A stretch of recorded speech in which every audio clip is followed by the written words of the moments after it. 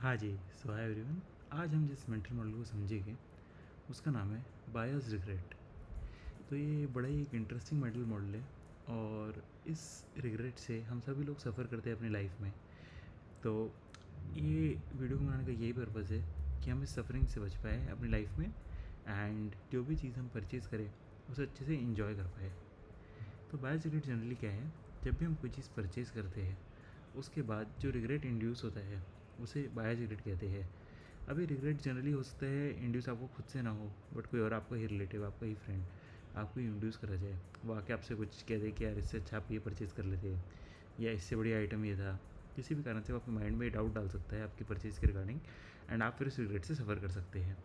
Generally ये regret जो है हाई टिकट आइटम की परचेज़ के बाद ही आती है, उसके बाद ही ये किक इन करती है जनरली।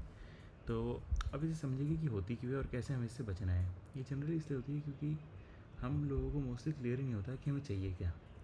जितनी ज़्यादा क्लैरिटी हमें इस चीज़ पे होगी कि मुझे क्या चीज़ चाहिए और मेरी क्या एग्जैक्ट रिक्वायरमेंट है, उतना ही चांस कम हो जाएगा हमें बायर्स रिग्रेट से सफ़र करने का। तो इसलिए सबसे पहले नेसेसरी है कि आपको क्लियर हो कि आपको क्या चीज़ चाहिए। अगर आप एक कार लेने जा रहे हैं या फिर फ़ोन परचेज़ करने जा रहे हैं, आपको अपना बजट क्लियर होना चाहिए कि मेरा बजट ये है, मेरे को मिनिमम ऐसी ऐसी चीज़ें उसमें चाहिए। एंड जब वो क्लैरिटी आपको मिले, उस क्लैरिटी को आपको नोट डाउन करना है और फिर जो आपके पास उस बजट में जो अवेलेबल ऑप्शंस है उसमें से जो आपके लिए बेस्ट ऑप्शन है आपको वो सिलेक्ट करना है। अगर आप उससे डिवेट करेंगे तो अगेन उससे आप बाद में बायर्स रिग्रेट से सफ़र करें। तो ये बहुत ही नेसेसरी है कि आप अपनी रिक्वायरमेंट्स को क्लियरली नोट डाउन करें, अपनी रीजनिंग लिखें कि भाई मैं ये चीज़ क्यों ले रहा हूँ, क्यों मैं इतने बजट तक की ही ले सकता हूँ, उससे ज़्यादा मैं क्यों नहीं अफोर्ड कर सकता।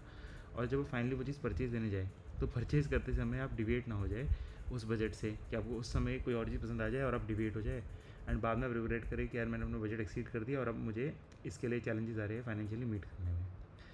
तो इससे क्या होगा, अगर आपको होमवर्क अच्छी तरह हो रखा है तो कल को कोई आपको कुछ उस रिग्रेट को इंड्यूस करने की कोशिश भी करेगा तो भी आप उन्हें क्लियरली बता सकते हो कि यार ये मैंने इन कारण से मैंने डिसीजन लिया है और इस परस्पेक्टिव से यही डिसीजन सही है।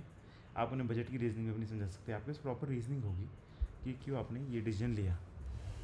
और एक और चीज़ जो बहुत ज़रूरी है वो ये है कि कभी कभी अपॉर्चुनिटी ना आपके सामने आ जाती है और अगर आप प्रिपेयर्ड नहीं होगे तो आप उस अपॉर्चुनिटी को ग्रैस्प नहीं कर पाएंगे। इसलिए हमेशा इन द मार्केट रहना, प्रिपेयर्ड रहना आपको बहुत ज़्यादा हेल्प करेगा।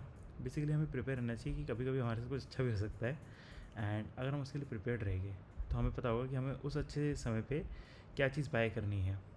एंड उम्मीद है आप इस सब कॉन्सेप्ट्स को याद रखेंगे अपनी नेक्स्ट परचेज़ देते हुए एंड होपफुली आप एक बेटर परचेज़ ले पाएंगे।